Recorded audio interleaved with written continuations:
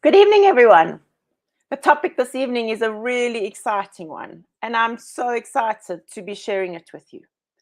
Glenn du Toit is going to be speaking to us tonight and sharing with us about how esports can really make a difference within the schools and explore how we can actually look at that with including that into our schools at the moment. Before we share that, I just want to share some thoughts around esports. So, as we are aware, cyberbullying happens within schools all the time. And there are studies showing the real negative effects around that. And so we see things such as offensive name calling, spreading false rumors, receiving explicit messages, and so on with our students, even going on to real physical threats. And so we need to think of ways in which we can engage our students to really keep them safe within this space. Traditionally, um, esports has had a bad rap. And a few years ago, Dr. Kritzinger did a study around particularly the culture of cyber safety, but looking at gaming.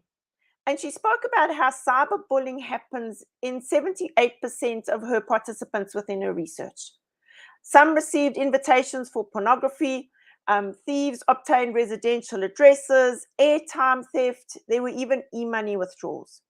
And so this evening, what we'd really like to look at is how do we actually engage our students from a positive point of view? What is the kind of thing that we can see with esports that can really change in terms of how they engage with each other and the threats that they have?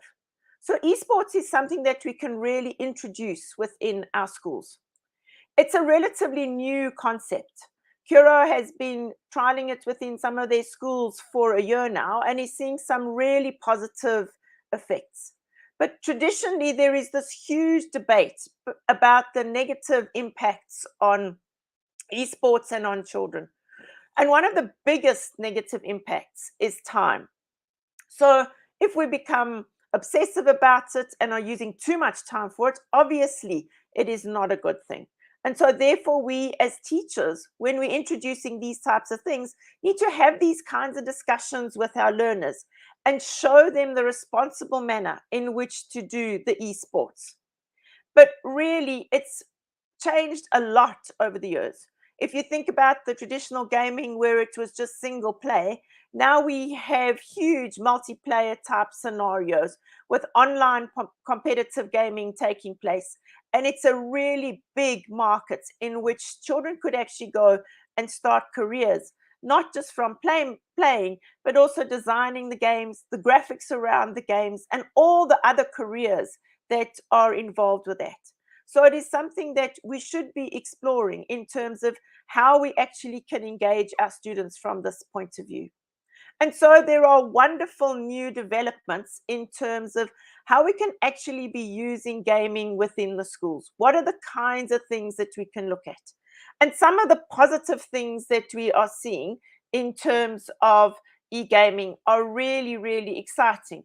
The influences that they have on the children and what kinds of positive impact you can see within the children in using the esports. So for me, it's saying, how do we actually use those within our schools? And how do we actually empower our students to be using these from a positive point of view? So they're talking about some of the studies have found that there's an improved mood within the students who are using esports. There's a reduced emotional disturbance. There is a relaxation of students who perhaps were stressed.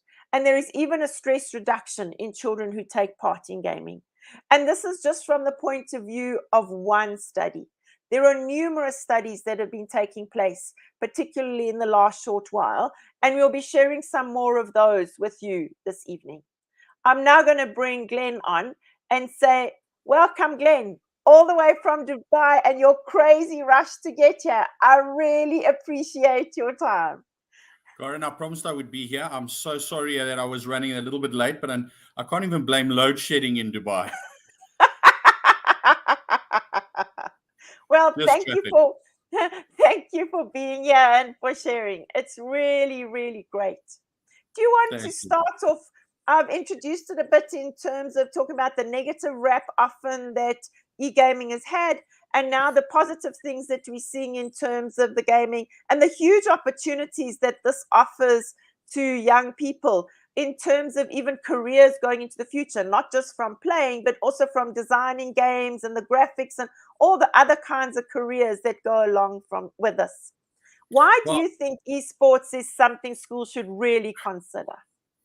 Well, I think, yeah, thanks, Goran. And sure, there's a lot in that question. So let's start with the bad rap that esports has got. I think we've got to go back a little bit to where the concern around it comes from with regards to particularly parents. I think when it comes to education, in many instances, the parents drive the demand for it within a school, and there hasn't really been too much of a demand. In fact, there's been a bit of a concern, obviously, from a parent point of view in terms of their learners, their kids.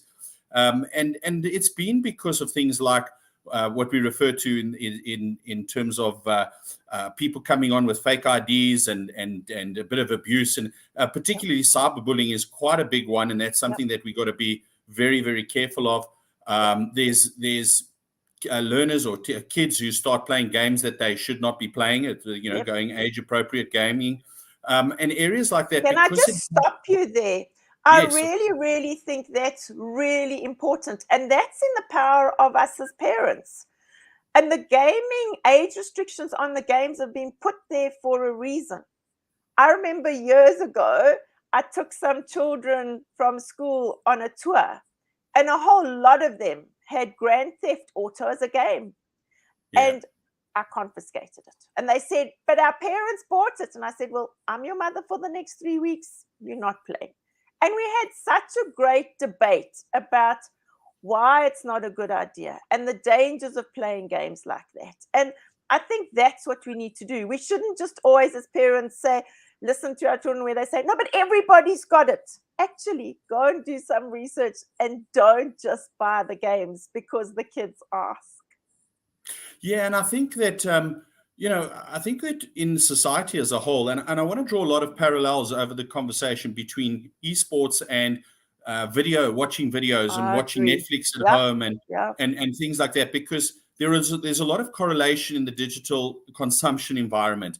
Often parents will sit with their child and they'll watch a movie and they'll go, oh, listen, they'll block the eyes of the kid. But then they'll let the kid tootle off and go watch play Grand Theft Auto on full open settings. What does sort of come into play is that what parents and teachers and schools must remember as well is that there are appropriate games. So esports is very, very general. Exactly.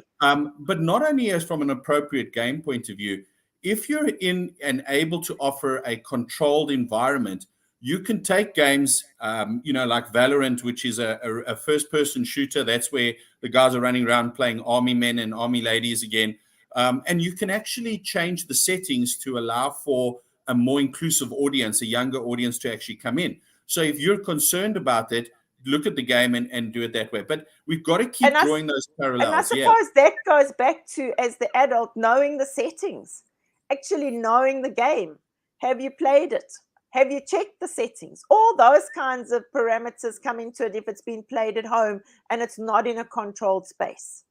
I think school is very different in terms of, I think the schools who are introducing it have very much a controlled space, which makes it a really ideal kind of different sport to introduce into the schools. Well, I think that to answer you yes and no, I think there are a number of schools who are working exceptionally hard to give that controlled environment. And there's a lot of investment with it. Some of the private schools are spending fortunes of money to create this environment because they realize that esports is not going away. It brings a lot to the table in terms of an offering and attracting learners to your school, especially in a private and a Model C environment. Is the ability, or the old Model C environment, the ability to bring your learners. Your learners are wanting to actually actively engage in this as a new sport, and you have to create the environment that is correct. If you're not going to do that, then you're going to have some of the issues that do pop up in terms of managing it and following through in terms of what needs to be done. So it needs to be controlled. You can't enter into an esports strategy by just saying, we're going to go and enter a team into this league and away you go. And And before you know it, you do create that environment. So there are leagues that are set up specifically for schools, and they're a great place to start. But you need to, as an institution who are have taken on the responsibility to be the custodians of learners, to actually take it more seriously and say, this is more than just providing a sport. We need to protect the children. And are we monitoring and doing age appropriate gaming, and following through on what we need to do? And what is the intention? Are we creating esports within education to entertain, or we are creating it to learn and work in that environment? And esports gets a bad rap because of the extreme. Yep. You know, it's the same as anything, I suppose, in this world that we live in. You know, movies get the bad rap because of the extremes in terms of the extreme violence. But there's a lot along the way that becomes part of life that we need to take into consideration. The key is, to your point, both parents and educators and coaches alike need to know what they're doing, need to know what they've set up, and need to have a plan in terms of what they're being able to do. You can't just enter in blindly. And I think that's exactly it. I mean, whenever you start anything new at school, you should research it, investigate the costs. Is this a budget item or is it a capex item? Because gaming could also cost a lot of money. What are the games you're going to play? Which age groups are we going to allow? And if so, which games are we going to allow for which age groups? So I think just like when you're putting down an Astro or you're building a new sports stadium type area, you research it. If you're doing this, you've got to do exactly the same. Plan and think about, what are we going to do? Yeah, and there's so much once you've got that in place. You know, there's always that whole conversation that says you've got to start with why you're doing it. You know, start with the why and then work backwards from there. And understanding what is the age appropriate and what is going to attract the learners to it. You know, there's this debate. In fact, it's not much of a debate. It's more a conversation that's going and ongoing. Is that esports by definition is an electronic sport. So as we start seeing sports like chess shift over from a traditional board game, and COVID expedited the adoption of this, but as we move from a board game onto a digital platform, we are actually effectively creating a format of esports. And now we've got to consider things like, what is the impact on protection of children when they're playing online? Because you can't just allow your child, you know, if you're in a school hall playing a game of chess, yes, it's a lot more controlled and you can control the behavior. In a digital environment, you know, how...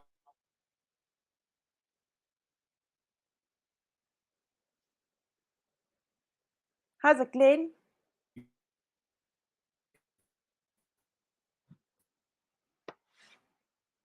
I'm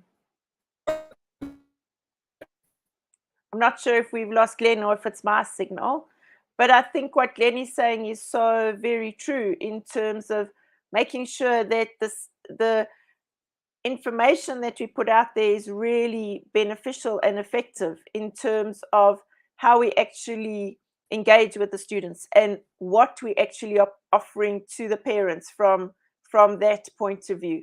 I think is very important, and how it can be effective.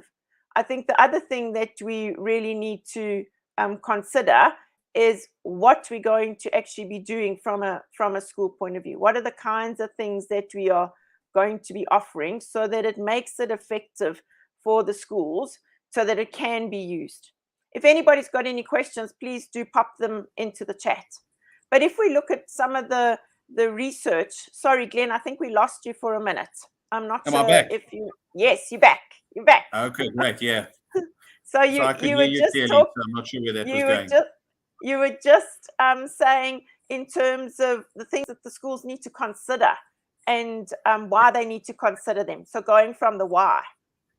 Yes, and going from the why. What is it that you're actually after? What are you working towards actually achieving? And what is the age appropriateness of where you're going? Oh dear, this is not being kind.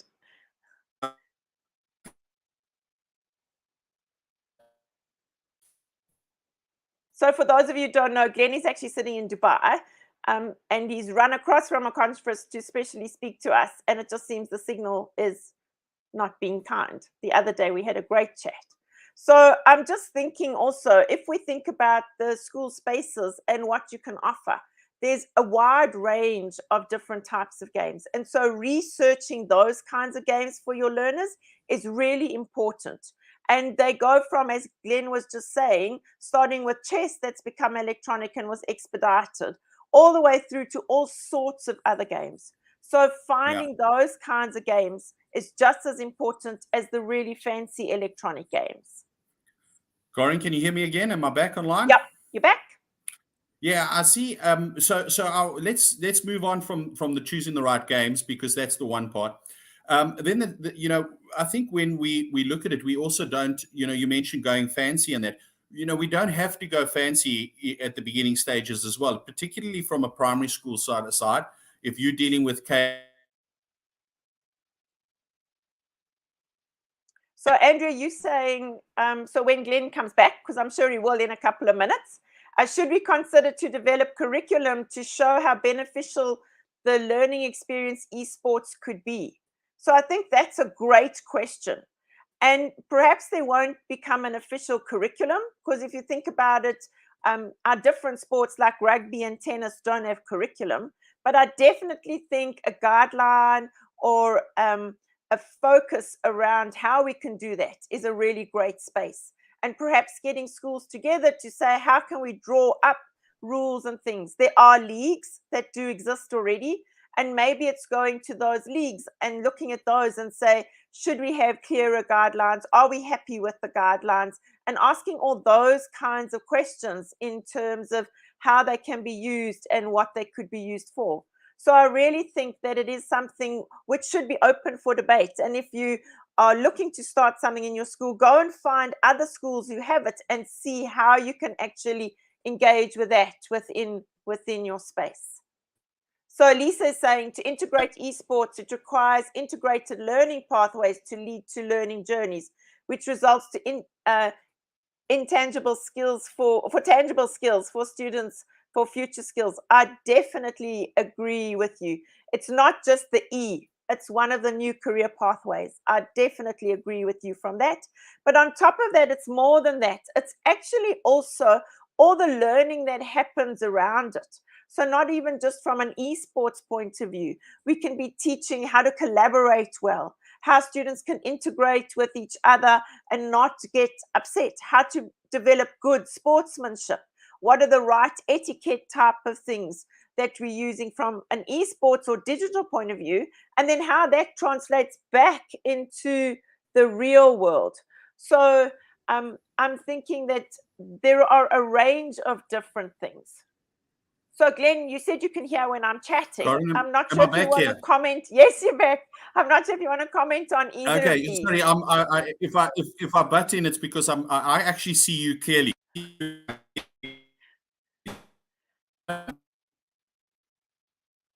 That's all good. And it's playing silly nonsense again. So if you want to try, we're listening. And if you want to put things in the chat that I can read, Glenn, I'm wondering if you should just log completely out and log back in, and let's see. I'm going to remove you, and then when you're back in, I'll let you in. So Alisa, I agree completely that we really should be exploring this kind of idea and exposing it to our learners. I don't think it necessarily has to become part of our school day. I think there is a place for it, and it could become part of a learning journey for some schools. But I also think that it's a really great beneficial thing to be including definitely in our extracurricular kind of space within the school space. I think there are some children that are just not a physical sports kind of children and are really into gaming.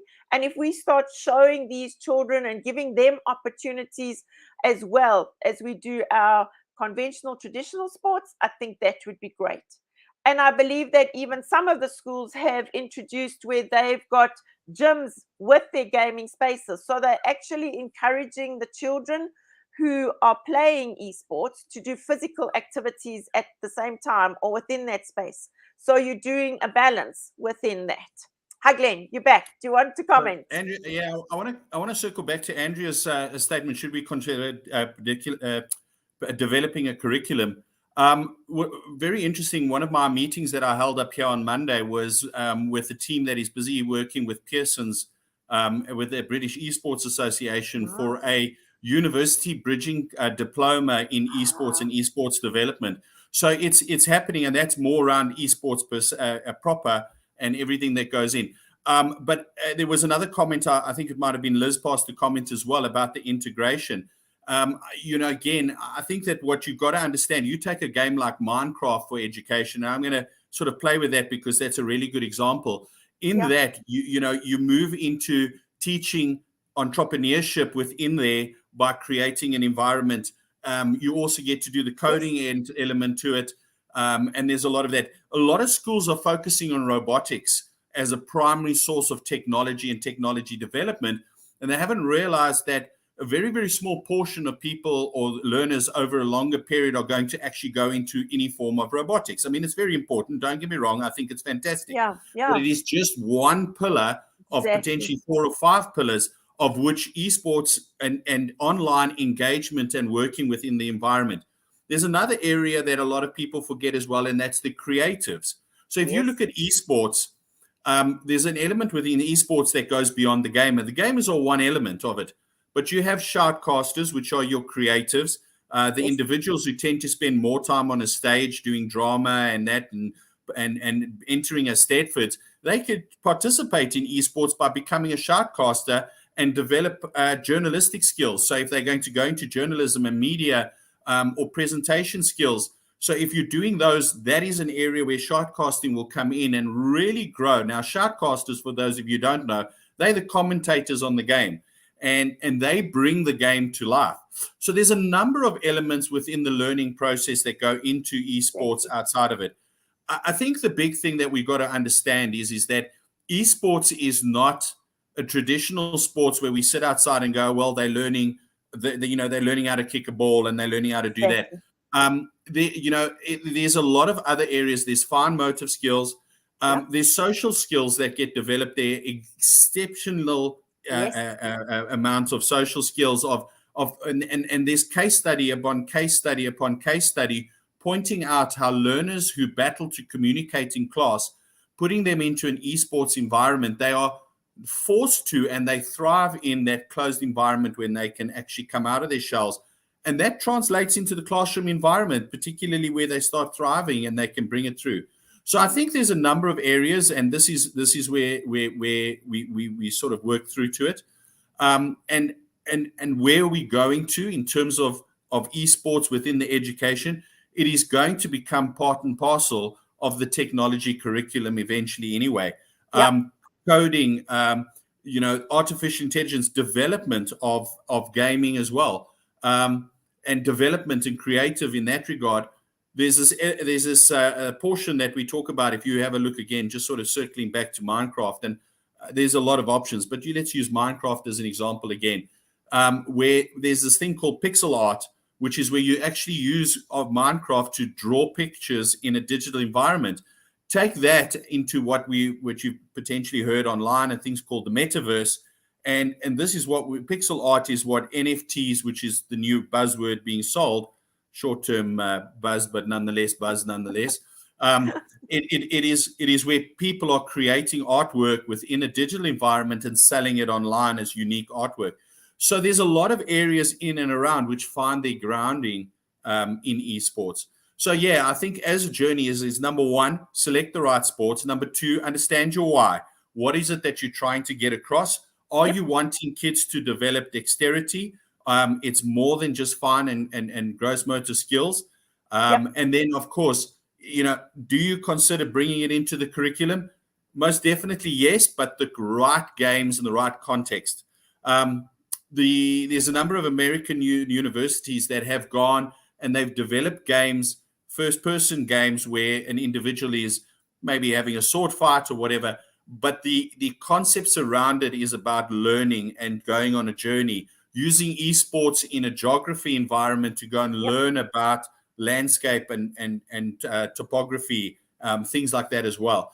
And the memory around problem solving and all those kinds of things, those skills are also developed within the esports games, sort of remembering the moving of tokens or what you've put down and where you've got to move. The problem solving skills around that are all incredible in terms of what we could be giving the children a different kind of focus to solving the problems rather than the traditional types of ways of doing that. 100%. And yeah, I think that's where we need, as a dare I say, an older generation, to actually spend time downloading Rocket League onto your phone, and instead of playing solitaire, start playing Rocket League and see how it works and what sort of coordinating, what are the lessons that you learn. Download Minecraft onto your PC and play it, and learn what it's like to build and trade. That game is designed for you to start with the smallest, build start with the minimum amount of resources, go and build a castle, sell the castle, get more resources, and go and build again. Go and farm. You can go and farm animals, and when I talk about animals, cats and dogs, where you create a little. Oh, we're losing you again. So what? Are you back? So what Glenn is talking about is in Minecraft, all these amazing games that you can play, and all the different types of careers and scenarios that you could go and explore. So thinking about how we could actually look at those kinds of things and investigate those within children and really get children to be thinking, exploring, and playing. Glenn, I'm really sad that your signal tonight is worse than when we were chatting the other evening. It's really giving a hard time. Do you want to give it a bash again? We can hear you.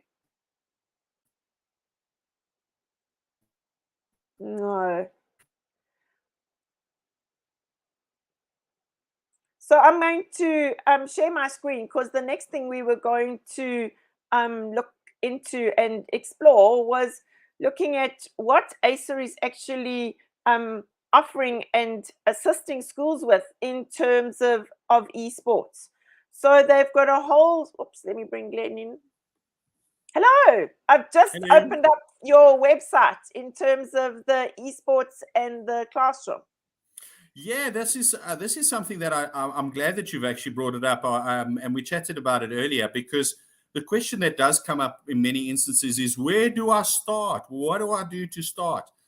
So what we've done, and again, there's lots of resources that you can look around. But if you go to Acer Education page and you go into the Understanding Education, I think it's under Latest Trends, or one of the tabs at the top there. You can actually then go in and you can go and learn how to start esports within your school. And we offer these as free courses. All you do is register, and we continually update them on the Acer for Education website.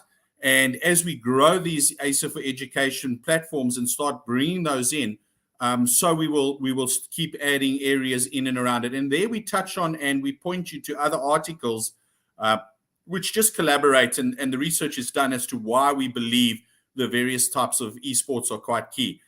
So Corin's busy showing you that there. If you, the big key area is scroll to the top and just have a look there.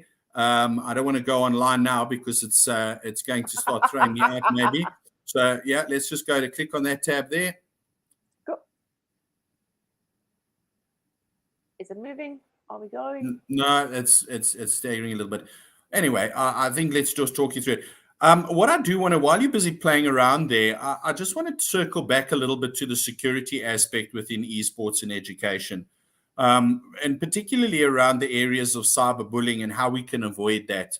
And it's one of the things that happens, I suppose, in any area of society is when an individual or when a learner is on his own or on her own, they tend to be a lot more vulnerable. And in the esports community, one of the areas and the ways that we get around that, you take Fortnite as an example, which is one of the most popular games at this point in time, is if you go in and you enter the game as a single player and you go into a team environment, the computer will automatically put you with strangers to play alongside. Now, the way that and then what happens is you then become open to a little bit of being vulnerable in terms of having a stranger having a conversation with a 12-year-old or a 14-year-old or whatever it happens to be. But the way you get around this is that you encourage your learners to form teams or tribes. And what they do is they go and they actually play the game together. And once you're in that team, or once you're in that club or environment, as you wish to call it, then nobody can enter. It's just the four of you playing. Nobody can communicate with you. It's just the four of you who can communicate with each other. And that creates a safer environment for learners to plug and play and move around. So we're doing... Which is really important for Yes. schools to know, that you're not just letting them out into the big wild world of the internet. You're actually creating a space which is really safe for the students. Very much so. And you do that offline. You create that environment offline. So I think a couple of steps around the safety is number one, enter into a formal league. So choose your sport that you want to play. Choose your game that you want to play. The second thing is understand why you want to play that game and how you can integrate that into learning and learning experiences. That's key as well, because it's not only learning, but learning experiences. And then the third step of that is enter into leagues with teams. Don't allow individuals to go into those those leagues on their own and represent the school. In fact, that should be strongly discouraged. You've got to go in under a team and a formal environment. Again, create that ownership and that association with the school, and monitor the leagues that you're going into, because there are leagues out there. I know there's a couple that are run by some really, really good. ACGL runs a great league. MSSA, a couple of those guys run those sort of leagues where it's really, really well controlled, and there is sufficient support behind the scenes to ensure that you're creating that safe environment. That is a great place to start. What I do want to touch on a little bit, Corinne, I don't know if there's any comments around that, but I do want to talk a little bit more about equipment, because a lot of schools want to know, okay, great, now we're going to start esports. What equipment are we going to have to invest in equipment? Yeah. And this is where we come in. And the reality is that it depends. It's like anything, I suppose. It depends on how big you want to go. There are schools that I heard talking about it earlier, where they're taking a school hall and they're converting it, or they're taking a classroom and they're converting it.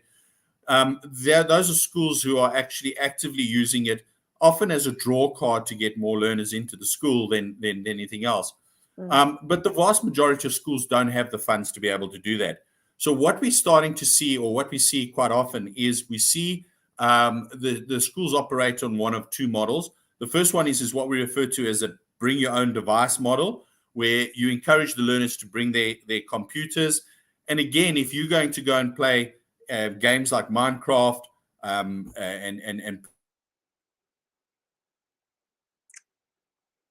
this is such an important point. So I think you're back. Your picture's clear.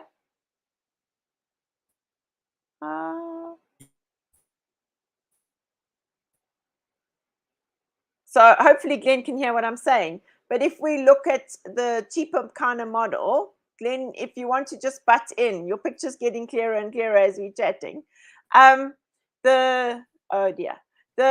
You can actually go for a really affordable model in terms of what you're doing and the types of devices that you use. And like anything, it's probably best if you actually explore it and see what the uptake is before you spend a huge budget on it. So see how many children are interested, and also explore what types of games you want, because depending on the type of game you play also impacts the kind of technology that you're going to be needing for your learners. But for me, the advantage is that you go in and you actually see how can you actually benefit the children and allow the sports to begin, and at the same time make it cost effective for the school so that you're not breaking the bank to start with. And as Glenn was saying, there definitely is more than one solution or offering. And if you hop onto the Acer website, you will see that there is a variety that they do offer you, and that there are a range of devices that you can select from.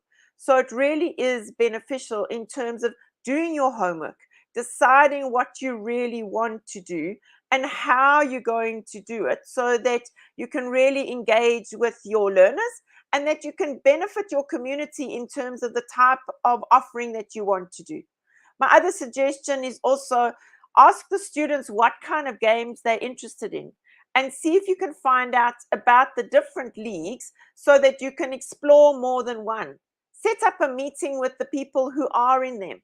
Ask your surrounding schools or colleagues who are into e-gaming and find out what they are offering and what kind of solutions that they are offering, so that you actually can engage and see what we want to do. And maybe you start a group just with the 2 or 3 schools around you. So see how you can make it accessible for your students. Glenn, you're back. Thank you very much. Yes, and I think that that's key, because if you don't make it accessible, it's going to be very, very difficult to get sustainability in it. There are schools that have the ability to go out and splash out $500,000, R1 million on an esports center, but they're very few and far between. I think the keys that you got to look at in terms of making it is again, let's go back to the beginning of the journey. Why are you doing this? When you understand that you're going to start, you want to start small. Start by introducing chess online, which requires very little resources. You can do it from a mobile phone even. You don't need to go any further than that. And then migrate up and become there. If you do have the luxury of budget, then it is potentially best to actually go and invest in something that's there. What do you need? And how do we build in and around it? That's going to depend on your requirements and how big you want to go. Some of the schools that have that budget, a lot of the kids are starting to bring in devices themselves. As I said, bring your own device, and that will then move around. Are there special solution offerings for more disadvantaged schools? My answer to you there is yes, most definitely. And obviously, from a PC brand point of view, I think what we've got to do is put everything into context, because context is everything. And obviously, like anything, if you're gonna start off playing soccer in your school, and you've just got a piece of ground, and you've got to start building it up, you've got to understand that you're going to have a bit of a rocky start, because your fields aren't as good as the guys in the more privileged areas down the road. My suggestion to you in a more advantaged area is adopt more mobile first gaming solutions. So go for your Rocket League, your Minecraft for education, your online chess. Start your digital tournaments or your digital esports on very basic device functionality and device there. And then from there, build up. Once you see that you've got a great online chess club going, and again, they can play from a mobile device on a relatively low connectivity rate. You don't have to worry about us breaking off between Dubai and South Africa. And there's local servers, and play on those, and then migrate up. And that would be my solution. And my solution and offering is to not go for a computer solution up front if you're in an underprivileged area, but start with mobile devices, tablets, and mobile phones, and then migrate and bring in. Because the nice thing about games like a chess, like a Rocket League, is an individual with a tablet they're what we refer to as cross-platform. They can enter into the same game as somebody who's got a Celeron or an i3 and play and join in as well. Yes, the experience will be different, but at least they participate and they're getting there. Yeah, and I think the other thing is that there are other games like inside of some software solutions for schools. So if I think about, for example, Too Simple's Purple Mash, where they've got a designing game inside that children can play, and they can also make it a multi-gaming platform. They've got other games within that space, and in that same space, that kids can be designing. So if you don't even want to take your children outside of your school's software environment kind of space, you could look and see which service providers you use that are actually offering games within that closed kind of system as well. Yeah, there's a lot of solutions, and I think that, like with anything, when you start talking about, we see this regularly, and my wife's a school teacher, so I get this.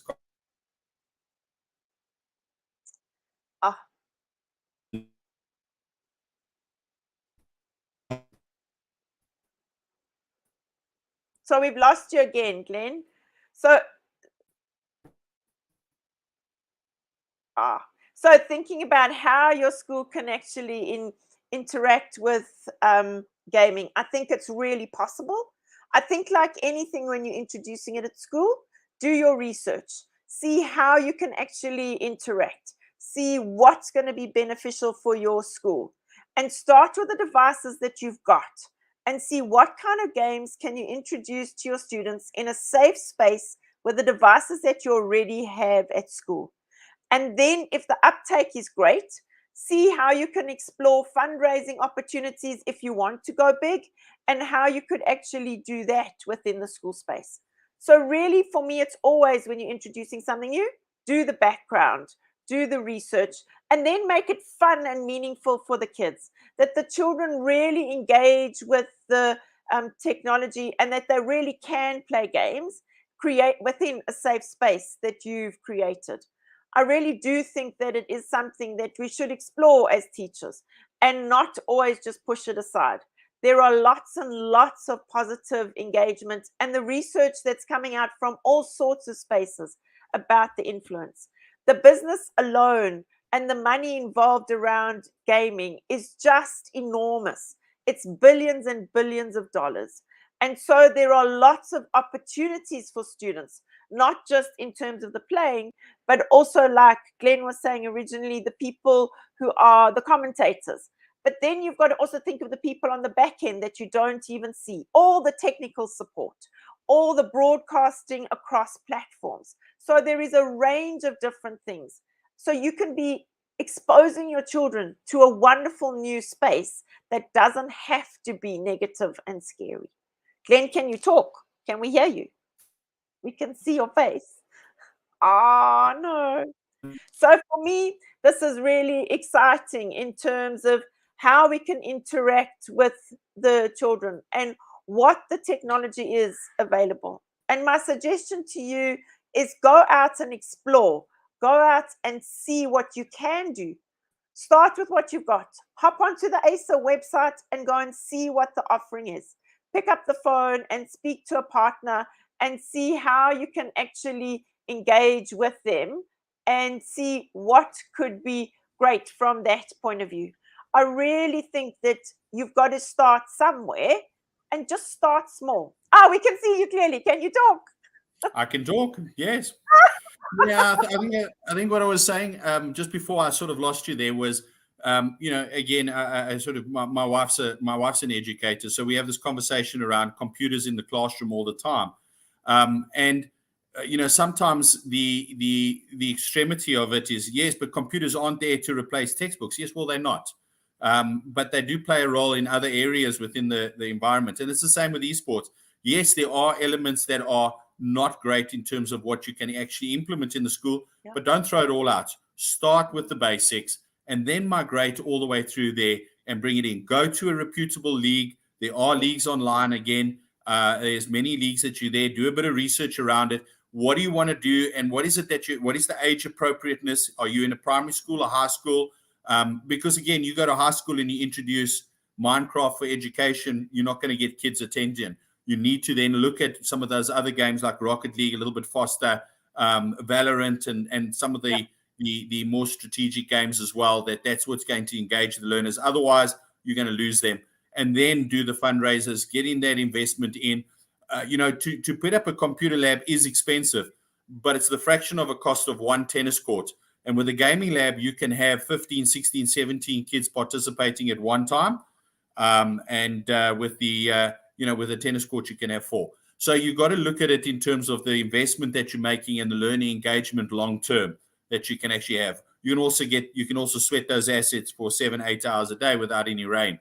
You've got a lot of those options out there. It definitely is something that we've got to look at investing as education across the board because it's not going away. That is the key message here is get to grips with how you're going to go about it, because it is not going to go away. That's true. So to end off, what would your tips be to people? Starting off the top, going back to the beginning, know what you're wanting to do.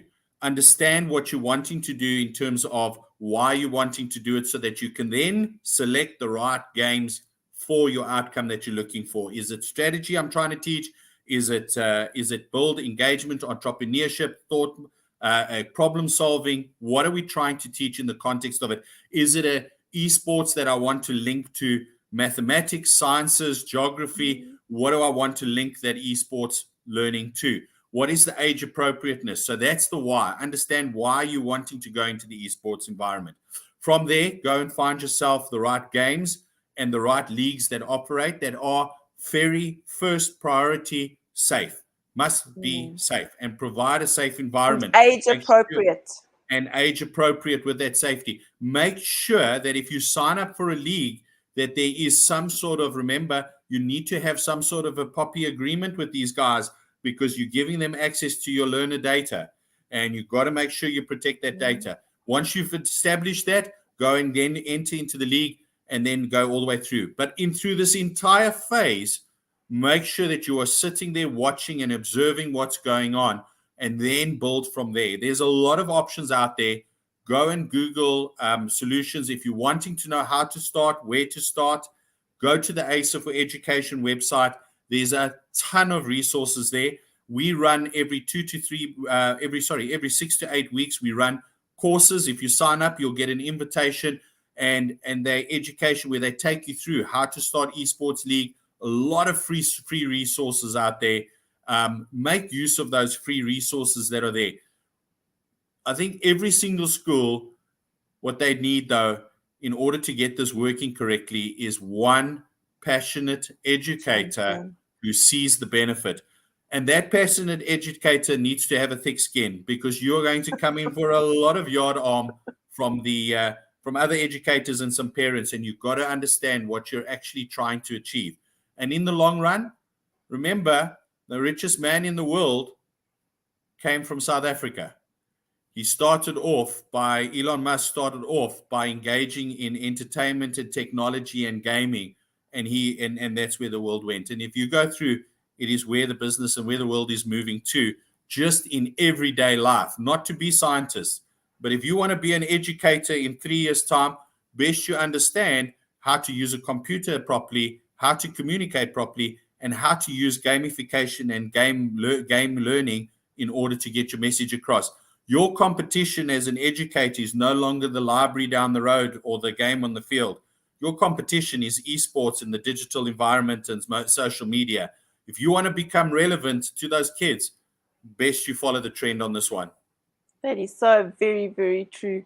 Glenn, I really appreciate your time. I'm sorry the signal wasn't kind, but I really value what you've said. And I think that you've shared some really relevant and important information for the schools and the people who have attended.